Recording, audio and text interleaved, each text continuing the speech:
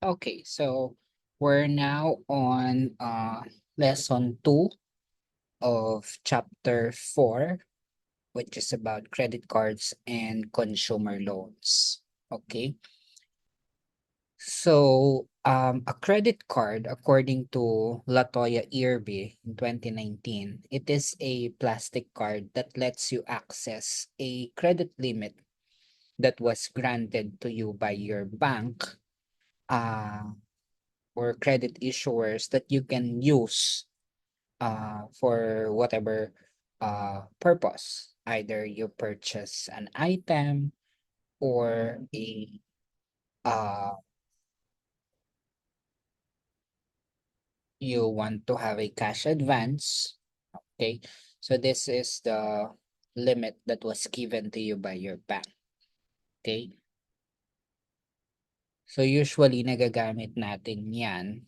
Okay, parang ATM din siya. However, unlike ATM debit card, yung pondo or yung pera na sa'yo talaga. But in a credit card, meron kang balance na binigay ng bangko that you can use. Then after a month, no, or on your due date, babayaran mo siya. Na pwedeng installment, depende sa kinuha mong product. Okay, so or kaya naman sa cash na kinuha mo. Okay, so it's kind of a type of loan na uh, magagamit mo. Okay, so unlike loans, yung credit card is in a form of a card that you can use. No, you can swipe it dun sa mga institutions that would accept credit card. Now, another thing that you need to know when it comes to credit card is what we call the annual percentage rate.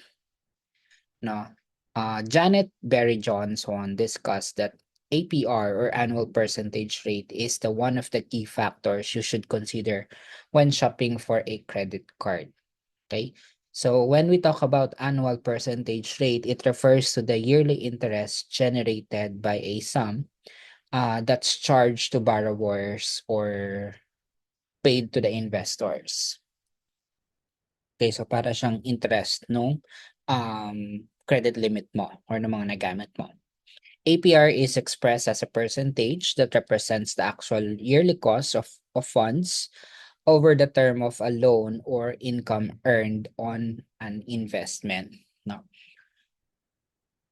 Yearly yan. Kumbaga parang membership mo siya na para magamit mo yung card.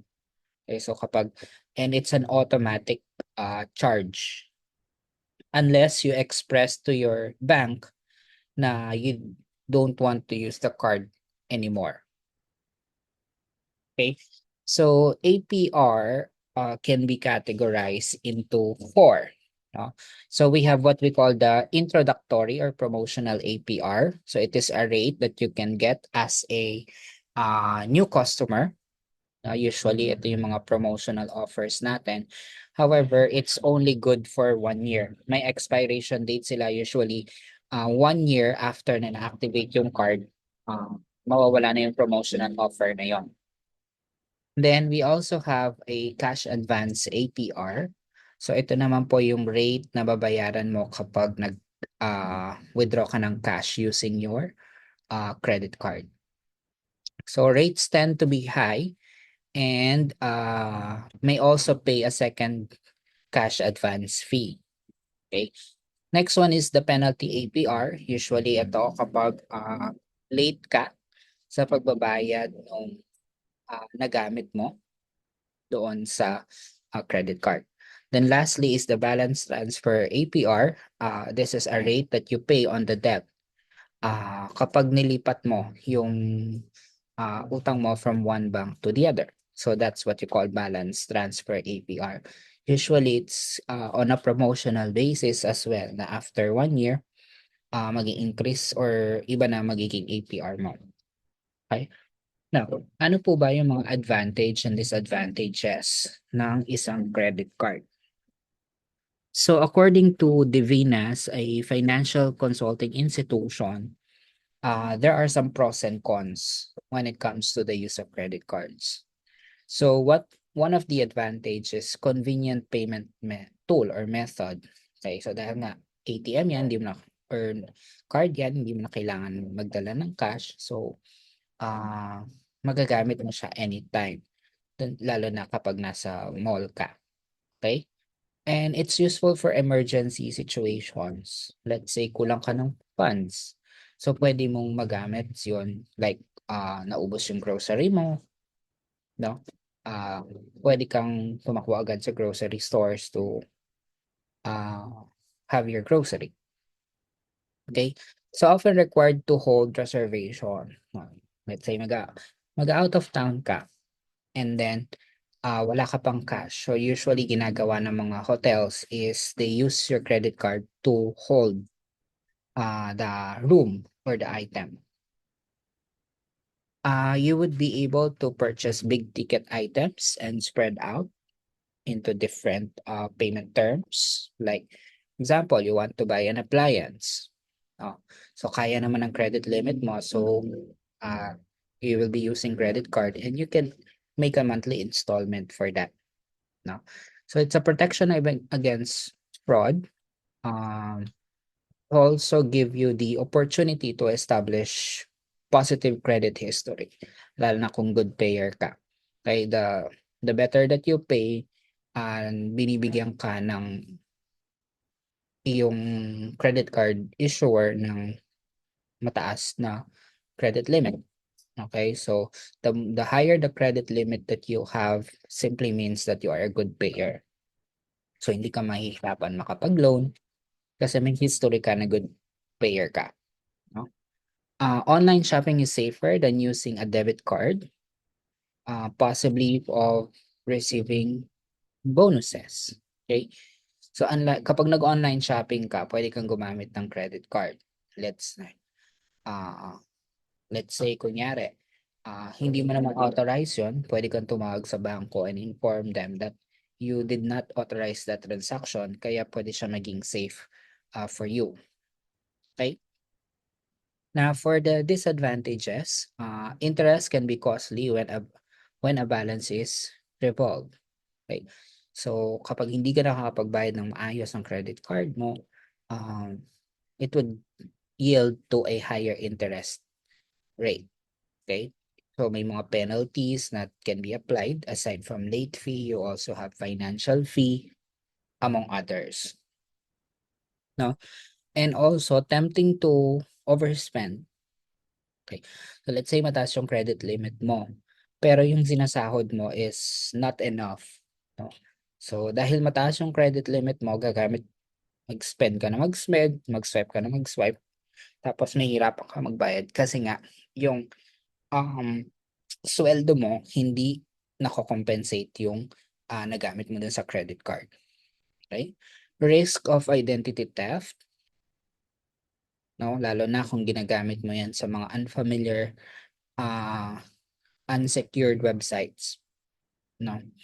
Responsible for lost or stolen cards. Okay, let's say nawala yung card mo, then may gumamit.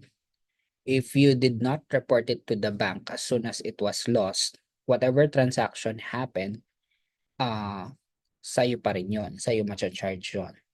So, again, kapag po na-lost or nawala, report ka agad sa bangko. So, para kung ano man yung mga transactions after it was reported, hindi siya ma-authorize at hindi siya bababayad sa inyo.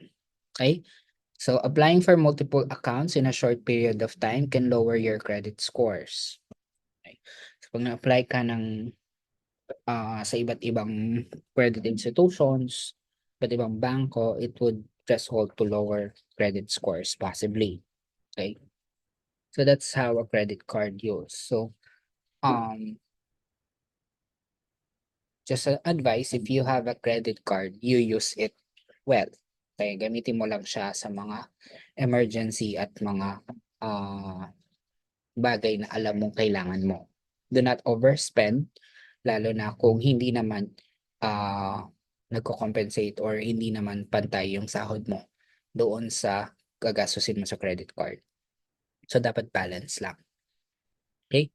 So next one is consumer loans. So consumer loan is a type of loan.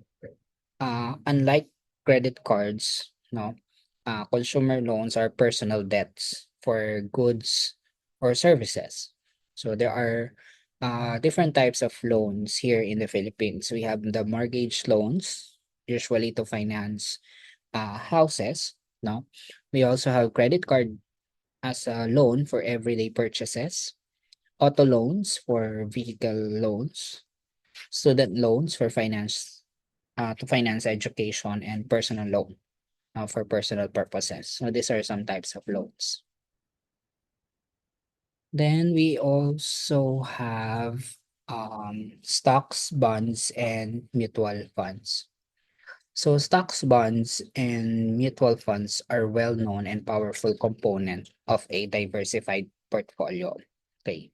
So to achieve desired returns, to accomplish your goal, it is extremely important that you make sure that there are different types of investments in your portfolio or in your background. So ano po ba yung difference ng tatlo? Okay, so when we talk about stocks, it is a type of investment designed to aid government or corporations to raise money. Okay, so it can be viewed as a type of loan. Okay.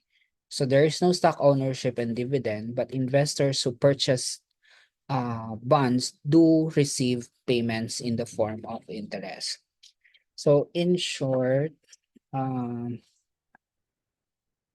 when you have a stocks in a certain company, you are a part owner of that company. Okay, so meron kang ownership. So ganun po ang stocks. So kumbaga, shareholder ka. So kung ano man yung kita, kung ilang percentage yung share mo, ganun din yung percentage ng kita mo. Kasi nga partly owner ka. On the other hand, when we talk about bonds, these are safer investments, okay? So,